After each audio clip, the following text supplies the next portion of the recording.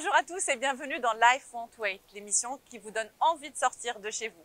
Aujourd'hui, nous allons voyager dans le temps pour vivre une expérience historique et découvrir ensemble le Paris peu fréquentable, argent et escroc. De l'origine de la fortune de Voltaire en passant par l'homme qui a vendu la Tour Eiffel, préparez-vous à être ébahis par ce que les grandes figures historiques ont été prêtes à faire pour l'amour de l'argent. Suivez-moi.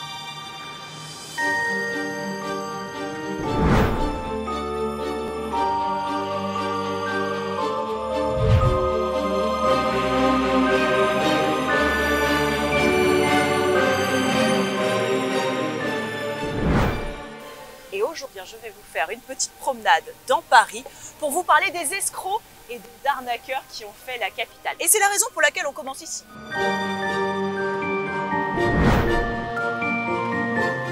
La marquise des Potins, merci beaucoup de nous avoir reçus. Merci de nous avoir offert ce voyage dans le temps. On a passé 1h30 de pur bonheur. Je suis sous le charme. Je dois quand même vous dire que quand je suis arrivée chez vous, j'ai été affreusement choquée. Et je pourrais vous dire outrée par la façon dont on vous apprend l'histoire. Alors, vous êtes Gabrielle, la fondatrice des Potins de Paris. Est-ce que vous pouvez nous en parler? Oui, alors les Potins de Paris, c'est une entreprise que j'ai montée en fait pendant les confinements. J'ai démissionné. Je voulais créer une entreprise qui ait en fait un vrai sens pour moi, qui fasse sortir la culture des musées, ces endroits où la culture malheureusement est parfois cantonnée, des endroits où on doit chuchoter. Et je voulais montrer qu'on pouvait apprendre en s'amusant. Donc j'ai mis ensemble tout ce que j'aimais. Paris, les Potins, donc ces petites histoires. On adore. Tout est vrai par contre, hein. Attention, pas de dimension calomnieuse, mais des petites histoires sur les hommes et les femmes qui ont fait l'histoire. Et quand j'ai mis tout ça ensemble, sont sortis les Potins de Paris et la marquise des Potins. Et moi, je vais vous parler d'une affaire qui a fait rire tout Paris. Une affaire qui a duré pendant 9 ans.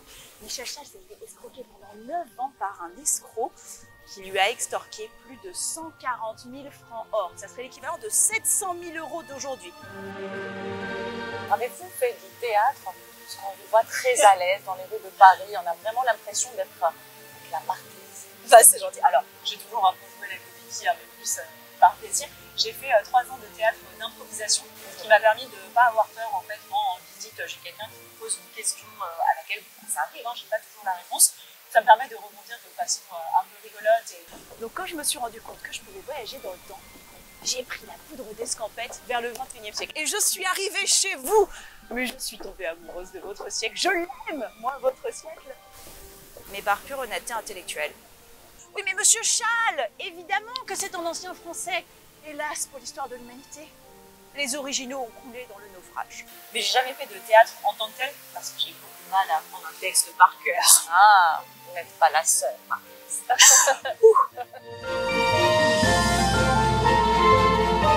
Gabrielle, en fait, a un humour très personnel, mais qu'elle sait mettre au service de la petite histoire, parce que c'est plutôt de la petite histoire, même si elle est tout à fait vraie, et ça lui permet de raconter des histoires complètement folles, inconnues, même si elle retrace, elle recoupe plus exactement la grande histoire, comme on pourrait.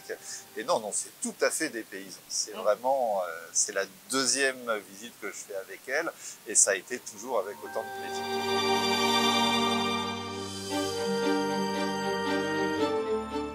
Un jour, surexcité, il est arrivé devant Michel Chasles en disant « Oh, Michel Chasles, vous n'allez jamais deviner ce que j'ai trouvé dans le fond d'une malle. Je viens de découvrir une lettre qui va révolutionner l'histoire de la science. » Et en tant que grand scientifique vous-même, je sais que vous l'apprécierez à sa juste valeur. Le plus intéressant, c'est que ce sont des faits réels. Tous les faits qu'elle dit ont tous une base réelle. Sont tous des faits réels. Là, si vous êtes un escroc, qu'on vous donne le choix entre aller dans une prison classique ou aller à la Bastille, vous choisissez la Bastille. Vous voyez, avec moi, vous n'avez pas besoin d'aller en prison. Hein, c'est pas mal. Je vous prépare à votre future carrière d'escroc.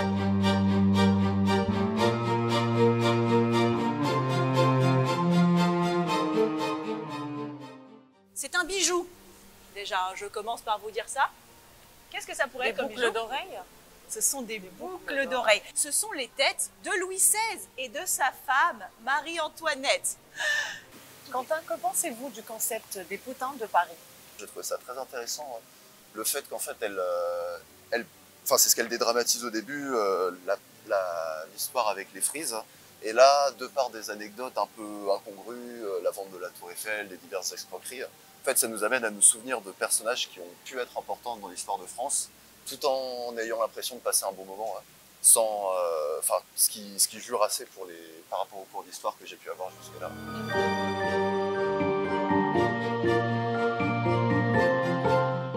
Première réaction de Catherine, la reine légitime, elle a chassé Diane de la Cour. Elle a repris les cadeaux, elle a repris les bijoux, elle a repris les châteaux. Mais surtout, Catherine, elle a fait redessiner ce monogramme royal sur les nouveaux monuments. Elle a fait faire ces deux C plus plats, plus allongés, un peu comme les C de Chanel, vous voyez.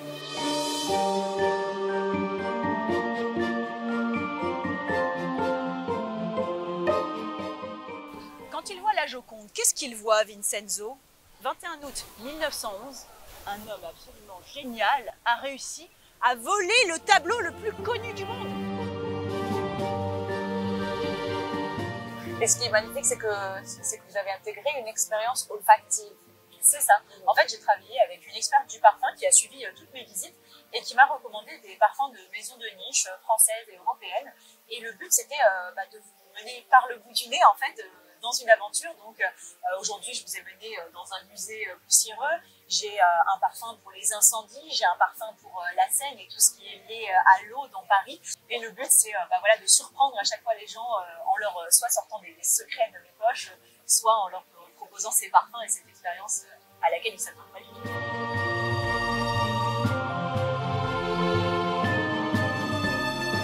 Et se moquer de lui pendant tout le dîner. Ça vous rappelle une pièce ou un film? Le dîner de con, c'est ça. C'est un dîner de con qui a fait marcher Paris pendant plus de 10 ans, quand même.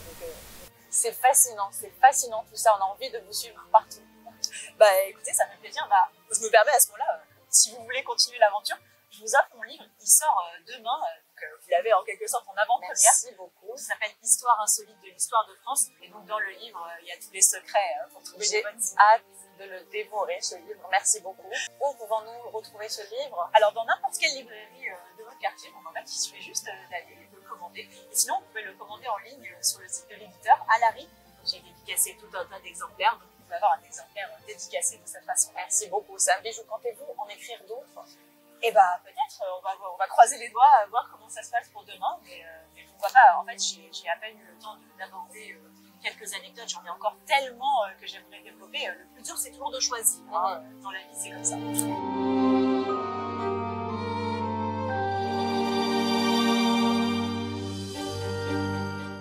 D'ailleurs, je vous rappelle, moi je suis comme Palois. Je travaille pour la gloire. Donc si vous avez aimé, c'est très facile. Vous allez sur Google, vous tapez Potins de Paris. À droite, il y a un petit encadré qui s'ouvre. Vous pouvez laisser 5 étoiles minimum. Je le sais, c'est comme ça, je travaille sur la gloire. Mais comment voyez-vous l'avenir, Marquise? En tant qu'écrivaine, comédienne, parce que vous avez plusieurs talents? Un mélange de tout, en fait. J'ai jamais trop prévu l'avenir avec les Potins de Paris. J'ai des opportunités qui m'ont été proposées. Vous voulez que je devienne actrice, apparemment. Donc, oui. Je sais pas, peut-être une opportunité dans le futur. Peut-être un autre livre. Aujourd'hui, ma priorité, c'est de former des nouveaux. Donc, j'ai La Comtesse des Couverts, j'ai L'Archiduc des Grands Piratons. Et peut-être, en effet, un livre qui arrive, des escape games en plus à créer. Parce qu'aujourd'hui, j'ai créé l'escape game On a volé la Joconde, mais j'aimerais bien en faire un sur le vol des bijoux de la Couronne, sur le vol des Marie-Antoinette. Il y a tellement de projets. On sera au rendez-vous. Merci beaucoup, merci pour cette visite. Merci à vous. Je vous souhaite le meilleur. Merci. Un bel avenir aux Potins de Paris. Merci. Merci. À bientôt.